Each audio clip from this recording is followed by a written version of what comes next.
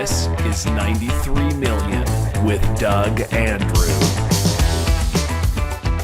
Welcome to 93 Million with Doug Andrew, where we talk about how to optimize your assets, minimize taxes, and empower the three dimensions of your authentic wealth. My name is Greg Dukewitz, your host, facilitator, and IUL specialist. And today we have a special edition of our show, which we'll get to in just a moment.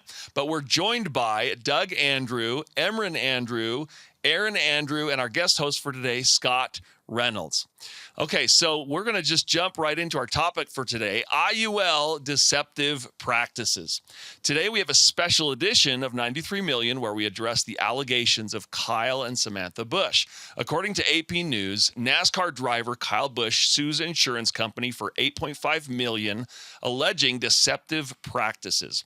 According to the article, Busch says that they, quote, they turned to an independent firm that found their policy would expire in 16 months and all of the $10.4 million they invested gone.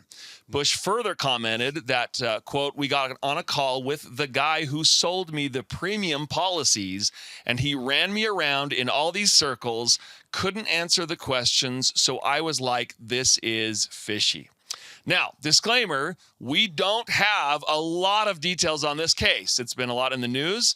We have access to the complaint, which can and does make allegations that are yet unproven, and we believe more details will come out. But with that in mind, how does this group respond to a situation like that? And again, we're probably going to do more of a deep dive into this as we go further down the road and as more details come out, right, guys? Right.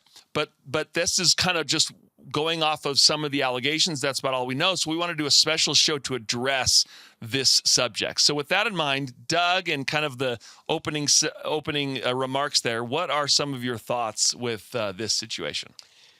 Well, thank you. And even though this is maybe a little bit premature, I have scanned through this 50-page complaint.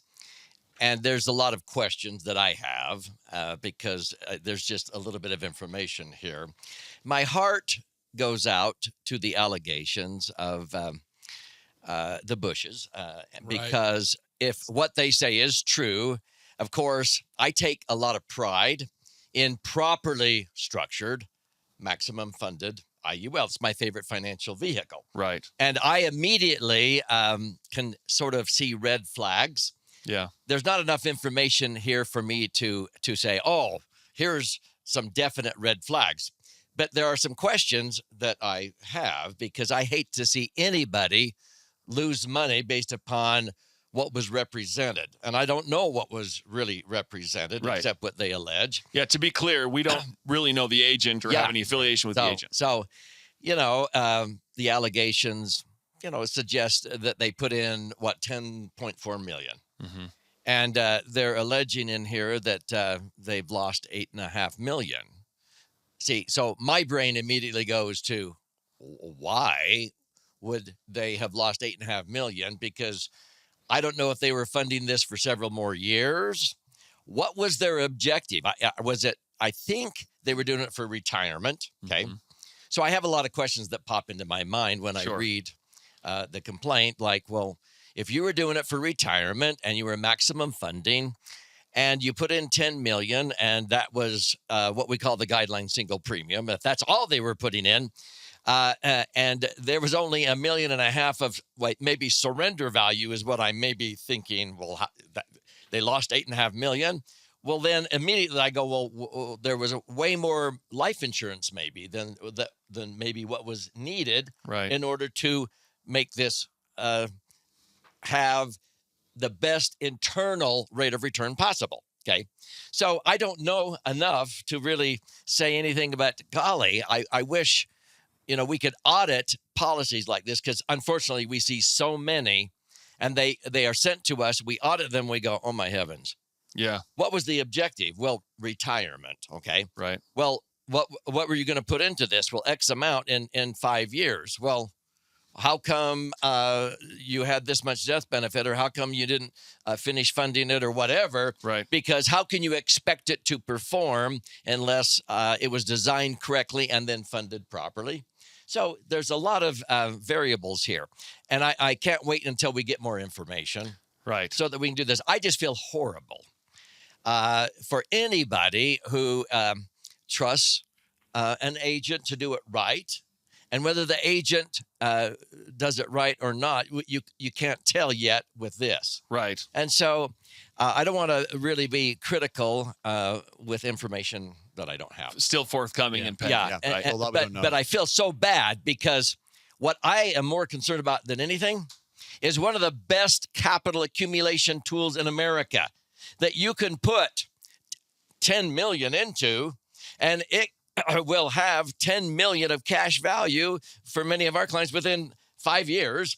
And if you don't need to start taking out income, because I think the Bushes are younger couple, maybe in their 40s, okay, that 10 million could double to 20 million to 40 million in 15 years, or Right. And then 40 million could generate, 4 million a year of tax-free income. That's what it has the potential to do. And if something was not done right, it messes up a good thing. Right. And so people get misinformation, and I'm more worried about people going, oh, because this was not done right, all IUL is not a good product. Yeah, you bring up some really good points, because I think when we talked before this, we kind of wanted to break this show up into kind of 4 different topics. One is proper structure, which you just mentioned, and then also proper funding or premium schedule, which you alluded to, and then we want to talk about managing policies, doing reviews and expectations, and managing an existing policy, right? You don't just want to, oh, here's a policy and you're on your own, right? And then we'll do some kind of final thoughts and some examples. We'll get into some case designs, some case examples of what Doug was just talking about with you, Aaron, right? Yeah, like I'll show later, but I got some policies that are exactly with the same company, Pacific Life, that have been around for 5 years. Yeah. So those in a minute, but I think one thing that's really key is it just comes down to this always. I have clients always say, well, what can go wrong? Yeah. Okay. I think there's 2 things that can go wrong with IUL policies. One is it's not designed correctly in the beginning. And number 2, if it's not funded. Yeah. That's simple. Those are the most important Most important. points. Because, yes, the market could go down every year forever. We could have increased costs and fees, but a lot of these companies we use have never increased their fees or expenses. Right. Okay. Because we don't know what the returns are going to be, but we do know and this is where I think education is key, where like when I meet the client, I get into all the fees and expenses. Right. I disclose the cost, look at all the illustrations, give them multiple options, look at it, really help them be educated to understand what this looks like and how it's going to perform. Yeah. But it's all in like, okay, we designed it to hold how much, get the minimum death benefit for how much you're putting in, and then fund that policy properly because you got to get the money in. Like Emran, your 5-story example, the 5-story building, we should maybe talk about that one real quick. Yeah, the structure of that. Emran, I know you've kind of gone through a lot of this. What are some of your thoughts on this situation? Yeah, I mean, again, even in there, I mean, in actually a section of the complaint here, I think they even allegedly disclosed that they have intentional underfunding. Yeah. So, I mean, whether that, where's that intentional underfunding? Because obviously we've talked about it on the show before. If you do underfund the policy, we like to look at that. It's like owning a 5-story office building. Yep. Right. Yeah. If you go out and purchase a 5-story office building, how do you make money? A great analogy. You only rent out the first floor, and that's all you do. No, Yeah, rent out half a floor and that's it, right? So I mean, we've got to. I mean, it's easy in real estate to understand. You've got to lease out the building. Yeah. Well, it's the exact same. It's the exact same with an IUL. An IUL, you've got this empty space in here. And in order to make money, you've got to actually fill up the space. You want no vacancy. Yeah. And according to what's being alleged in here is there's a ton of vacancy. Right. And if you have a ton of vacancy, again, you got I don't know what the ratios are here, but I mean, if you've got 20, 30, 40, 50, 60, or even 70% vacancy, 80% vacancy, that can be very, very hard. I mean, you're swimming upstream, extremely difficult there. Yeah. So, I mean, most likely, as you read through it, most things would point towards an ill structure, an improper structure, and an underfunding. Whether it's an ill structure or whether it's an underfunding, or a combination. and a combination of of both. Yeah, which it could very well be, right? And again, so you see all that all the time. I mean, you see that, and you want to make sure that you've got it. You tighten it up. I mean, I don't know of any landlord that intentionally leaves a bunch of their office space vacant. You know, they don't Right, they don't just leave it there. Intentionally. Yeah, they don't just leave it without any money in there. So you want to know, and that's why we even have that's why we even offer an IUL auditor calculator. Yeah. Like people can come in and they can put in their parameters of their IUL so that they can understand the structure. I mean, with that IUL auditor tool, it's actually not that difficult to understand the structure of the IUL. A lot of people want to, make it out to be a very complex, complex, but you can actually take that complex and you can simplify it. Yeah, I mean, our consumer book, the L.A.S.E.R fund, breaks it down for it anybody. does. Anybody who wants to learn it, it's actually very tangible in that book. And structure can also mean the difference between something called option A or option B, increasing versus level. That can also play a part as well, right? So Allegedly, that sounds like there's maybe some things that happen with in this there. one there. Yeah. So Scott, what are some of your thoughts on this? Yeah, definitely hate seeing anything like this, no matter how much. I mean, obviously, big lump sum of money like that. My heart goes out to them. Yeah, my heart goes out to the Bushes. It's a lot of smelling gas fumes and rubber tires for years that the family went through. But Because this goes back to 2018 or something. 2018, I think, is what it allegedly says. But it's allegedly, it sounds like there was not as much follow through too from the agent. So on the management the management side of it. So I know we're going to talk about that because that's important. Is just making sure that you're checking in with each other and you're having annual reviews, you're refining the plan. There's flexibility, which is nice. That's one of the things I love about this. I've had clients call me up. I lost my job. Am I going to lose my policy? No, we've got a little bit of time that you don't have to put money in, and and they appreciate that flexibility. But if you don't follow through completely, then it will fall apart like this. So go ahead. And these policies again are long term. That's another thing to really understand with these IUL structured They're policies. not get rich quick schemes. No, they're not. Well, this is for the rest of your life. And we've shown the fees in other episodes. Yeah, and the efficiency over time and so like forth. the fees are more in the beginning, less later on, especially certain policies like this Pacific Life policy. They're designed a lot of times to have higher costs in the beginning, but big bonuses later on, big features for tax-free income for a younger client. It can, in any age, it can work really well if it's done correctly. Yeah. And so forth. So that's the thing, is always in the design, but understanding these policies are long-term and you have to put the money in over 5 years. You can't put it on at once. Yeah. So you intentionally in the beginning have the vacancy because we have to deal with that if we want the tax-free component that the policies can generate supplemental retirement income tax-free. So this is a great point. And Doug, I think I want to come to you and what you have to say, but Emron talked about structuring it properly in a kind of an office building analogy. What does that mean in tangible terms? In other words, people think, life insurance is just really expensive, right? Or if someone's older, or how old was Kyle Busch? He was 50 years old or he's something. 40 years right. He's 40 right now. So his policy is a lot more expensive than like a 25-year-old. So he shouldn't be doing this. What does that really mean to say something's structured properly, and what guides those limits? Does that kind of make sense? Yeah, because again, we don't know, as Emron said, the ratios on this. We don't know what the death benefit was or anything, but we get a few clues. In here, it's somebody with a little bit of knowledge about proper structure and maximum funding alluded to the fact that they didn't put in the maximum the IRS allows. That's called the TAMRA. Yeah. Okay. Max premium. Okay. Yes. And so they didn't put in the maximum amount. Well, yeah. So you didn't even do that within the first 7 years. And so that immediately tells me, well, okay, why aren't you max funding it?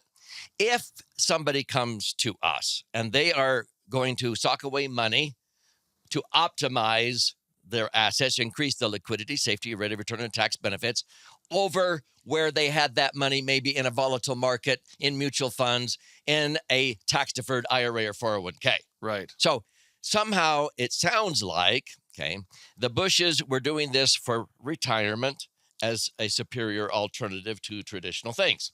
So there's a certain amount of money they must have communicated they wanted to reposition.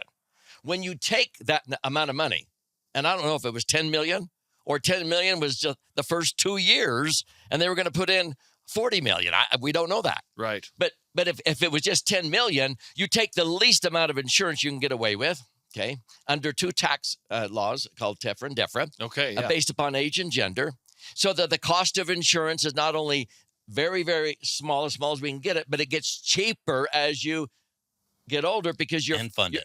you're funding it, okay? Yeah, and the required death benefit amount, according to those Yeah. TEFRA, DEFRA guidelines, get smaller as you get older. And if that total amount allowed, if you put in more than that amount, let's again just say, what if it was just 10 million? If you put in more than that, they have to refund it. Right. But if you had way more insurance, then it's like, well, this is going to take a lot of years of funding to do Right. this. Yeah. Why did you spread it out over 15 or 20 years when you could have got it funded quicker? Okay. Yeah. Because if you want to optimize the rate of return, you get the money in as fast as possible as the IRS allows. And that's usually done within 4 or 5 payments. That's the TAMRA. And already there's an allegation in here. Well, they didn't even maximum fund Do it the if they could have guidelines done it in allowed. 7 years. So Wow. there's a lot of unknowns. And so in answer to your question, Greg, when somebody comes to us, we're going to take the least amount of insurance, put in the money as fast as the IRS allows, and it turns into a tax-free cash cow. So like I said a few minutes ago, I mean, if you put in 10 million, your cash value ought to equal 10 million within the first 5, 7, 8 years. And then that just starts growing like crazy. Yeah. But you shouldn't be putting in 10 million and only have 1.5 million, lose 8.5 million. Something squirrely here. We don't know enough. So I can't wait till we find out more. Yeah. And then I could probably say, there's the problem. Problem. Well, it's just on- Structured incorrectly, funded, not funded according. I mean, to simplify Yeah. it on a high level there, we talk about the building analogy. I mean, if let's use just some numbers that they have here. Yeah. You know, if you had a 10, they don't have, if you put 10 million in, you don't have, the Bushes may not have a $10 million building.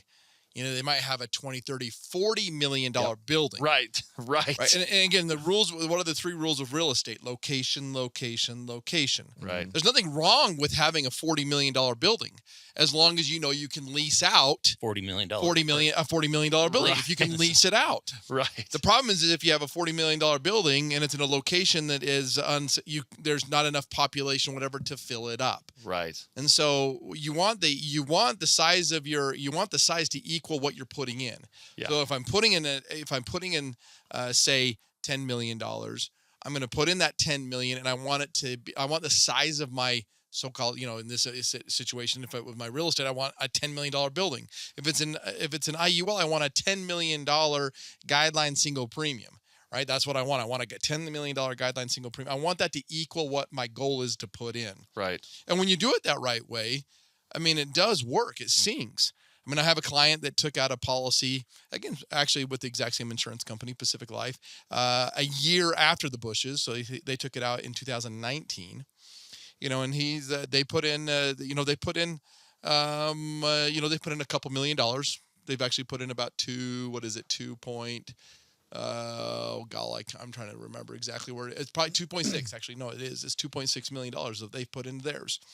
And the great thing is theirs is structured so that 2.6 million is the bucket size. Yeah. And so even though it's a year after theirs, they haven't lost anything. In fact, by the time they finish this year, they should end up with about 3.6 million. So they got they put in 2.6 million. They've got 3.6 million. Yeah. They're off to the races. It's growing. It's working. So does the product work? It's the exact same. It's the exact same product that's allegedly in the complaint. Exact same company, exact same product. But when it's structured right, can it work? Yeah, it can work. Oh, yeah. Well, and not only can it, it does. Oh, yeah. Like with my client, it is working. They've put in the 2.6. They'll have 3.6 by the end of the year, and that looks fantastic. And that 3.6, if they retired even now, could generate as much as $360,000 a year of tax-free income, which is superior to the same amount of money into tax-deferred IRAs or 401ks, okay? Because it was structured correctly and funded properly.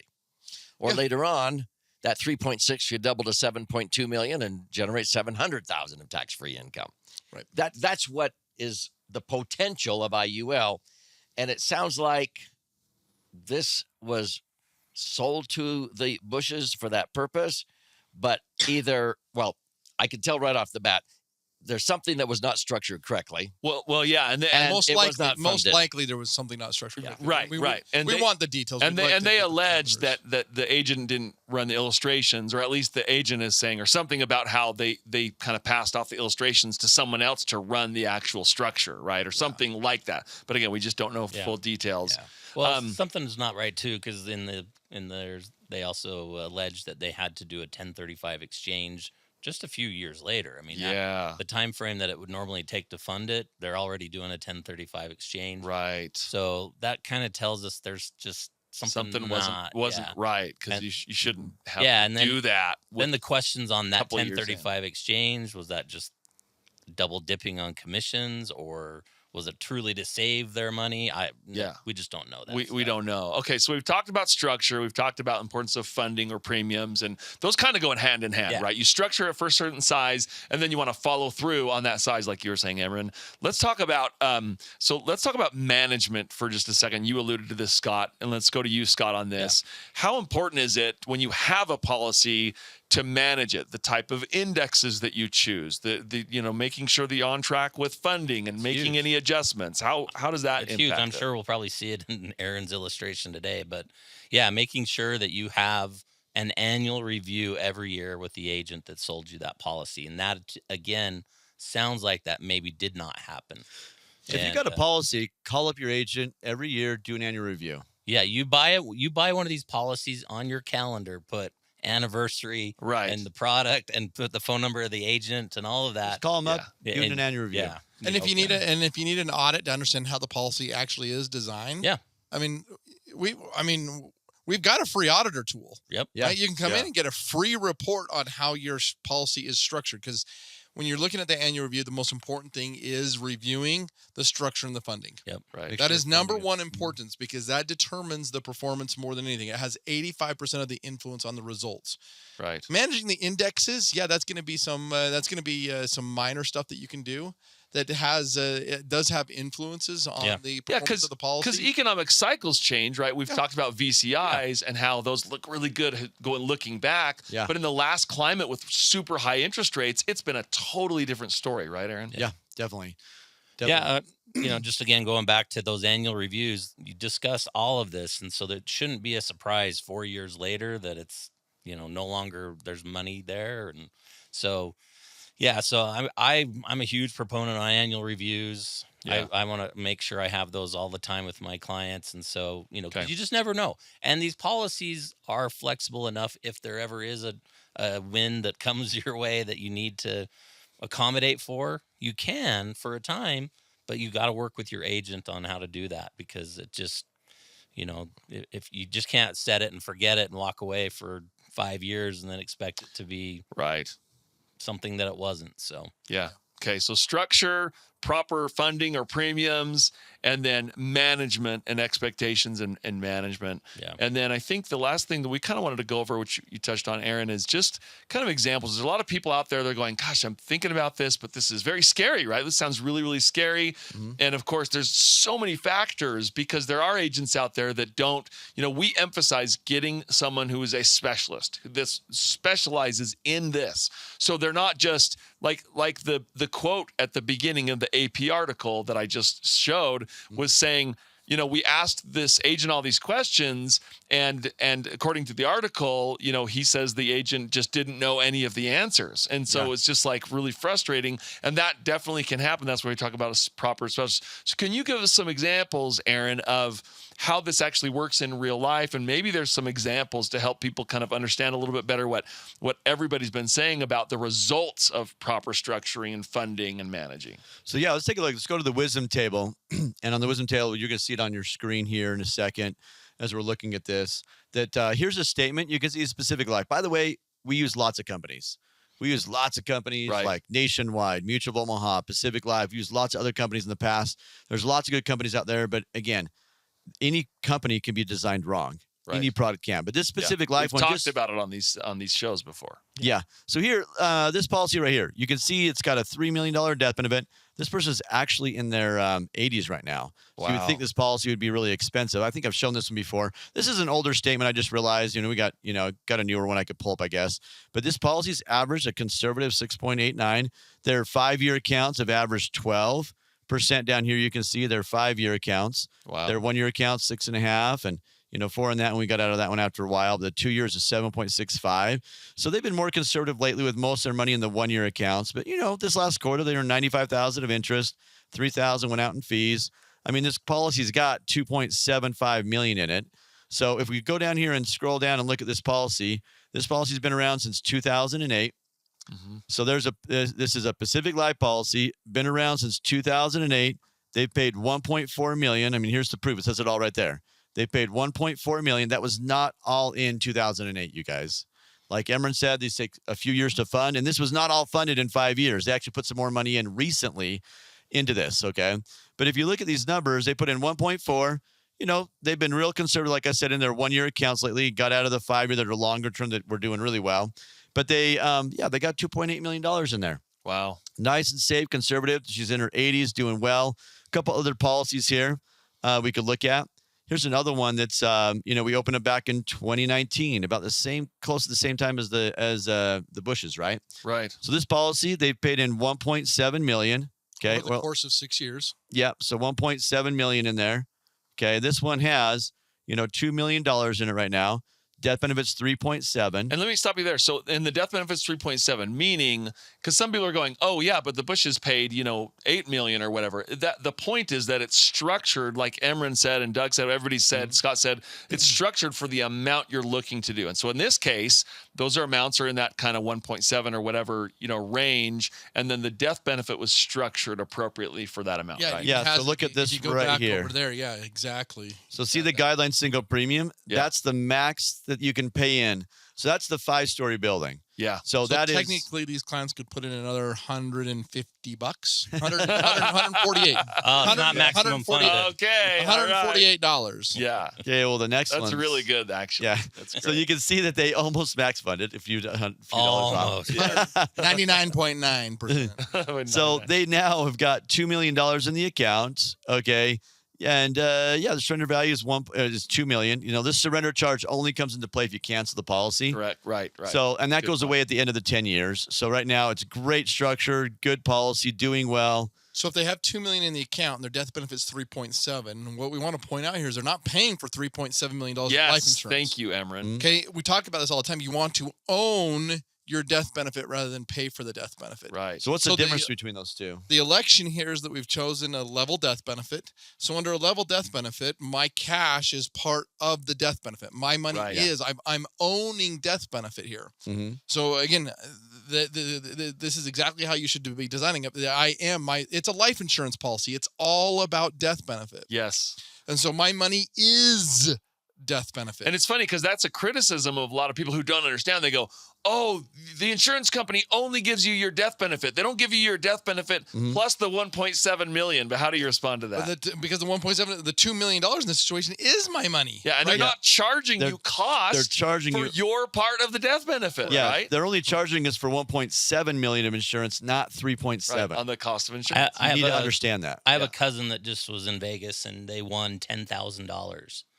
Now, not once did they complain about the $100 that they spent gambling it. So, Right. that's kind of like this: is that you're not losing, Right. that whatever 1.7 million. You're Yeah. growing it. And it's always funny to me, if you had 1.7 in a bank account and you die, how much do you leave behind? 1.7. 1.7. Yeah. So here it blossoms to 3.7, as Doug points out. It blossoms to a higher amount. People go, And wait it's a minute, tax-free. you don't get the death benefit plus the value. And Anyways, it's tax-free. So a little And- bit of a side tangent, but I think it's important. And these policies too, you guys, like we're saying, we're upfront about this. The first few years, there's more fees in the beginning years. Yep. The Right. fees drop off after 5, and then again after 10 years, they get so low cost. I've shown that in the last episode. And again, Yeah. the office building is a perfect example of that. You got to Mhm. put that big investment up front, but then it pays off long term. And here's a bigger one. And again, we have a lot of smaller. These are just big policies. You can start. These are much smaller money. Right. But you can see this one right here. This client put in 7.2. Okay, so they put $7,250,000 in. You can see that the actually this number here. So this is what they've paid. So they paid $7,200,000. So this one's even less funded, you guys. We're short by a little bit. Gosh. Not much. Right. So this one here, they've max funded it pretty much. Still 99% funded. And yeah, the debt benefit's at $14 million. We're in our 70s. We got $7.9 million in the account. We opened this back in 2020. Not long ago. We got So they have 7.9. they have just about $8 million of their own. That's their own money that's in the account. Yeah, and there's And the an client's initial. taking out loans, so they've got a loan balance right now. So they are actually taking out some tax-free income. Yeah, Yeah. they're taking out some tax-free 150 to 200,000 a year tax free, and so yeah, that's why they show 7 million net in here because yeah, they've got a loan to pay off if they were to pass away. But if they pass away, they leave behind 14 million minus the loan balance. Okay, but yeah, this thing looks great. This thing looks awesome. These things look great. It's well structured, done correctly. The policy's fully funded. These things work if it's done correctly.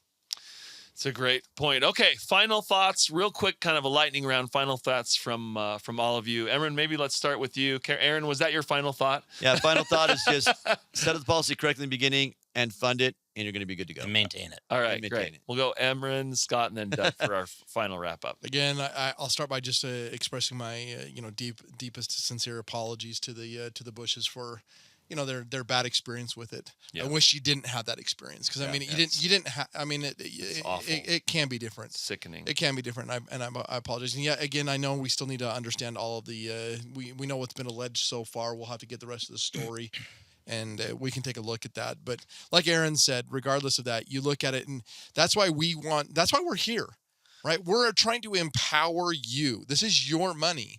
And so we do want to empower you with information so that you're not left in the dark. I know that's kind of what was alleged in there as well, as sometimes they were left, they didn't understand everything. Lack of communication, lack of clarity. But that's why we're here. We're gonna make sure you do understand. We're gonna make sure you do understand. Well, what is the size of my building? Is the size of my building equal to what I'm trying to do? Yeah. Is it structured correctly? Yeah. Is that information available to you?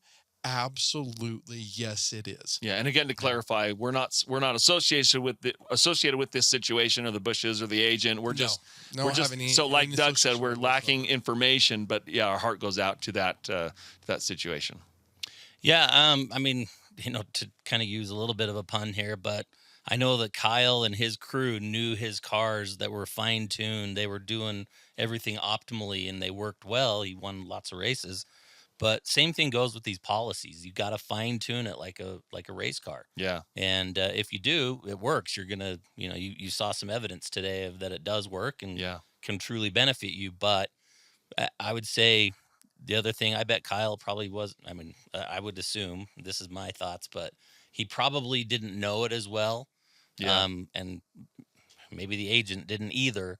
But take ownership, and you should know everything. That's again another reason to have annual reviews. Make sure you're going over it. Now, why am I doing this again? And talking with your agent about and that. have a specialist. And heck, read the Laser Fund book. We actually go. Yeah. There's a ton of detail in that book. Oh, the right, book's Doug? got so much detail. In fact, I would bet you most people that read the book will understand IULs better than a lot agent. of agents. Yeah, we see that in real life. Yeah. Doug, what are your final thoughts here? Wrap us up. Yeah, that, maybe metaphorically, I feel so bad for the Bushes that this has happened. And I don't know enough yet to be able to sort of say, oh, this is what was right. This wrong. is what Because all we have is kind of this alleged complaint. But what I don't want is the Bushes or anyone who is aware of this to think, well, I tried this engine in my most recent car. Right. Right. Therefore, all the engines are bad. The mechanic put it together wrong. Right. And didn't give it the right fuel or whatever the metaphor is. And so the engine blows up. It doesn't perform. And so you're not going to buy any more engines. Right. Yeah. Great. I don't want people to just throw out, IUL is a bad financial engine. Because no, that's not true. You got one that was maybe built wrong. Right. Because, Scott, you mentioned fine tuning, but it may be a little bit more than just fine tuning. Well, yeah. In that case, we don't know exactly, but that Right sounds engine like. in the right car. Yeah, makes a big exactly. Yeah, right, there you go. right. So anyway, when we have a continuation of this, Yeah. we'll hopefully know more, and we can give a little bit more input. But in the meantime, if you're worried about an IUL policy that you have, let us audit it for you, and we'll share with you if it's structured to be able to accomplish the goals that you articulate. Yeah. Because we don't even know for sure the goals in this complaint. Yeah. Yeah. Yep. And you can do that at laserfinancial.com if you want additional information. And one of the easiest ways you can do that as well is just call up your insurance carrier. Ask for, here, I'm just going to give everybody just a little secret. Is that okay? I'll reveal a little secret to everybody. Oh, yeah.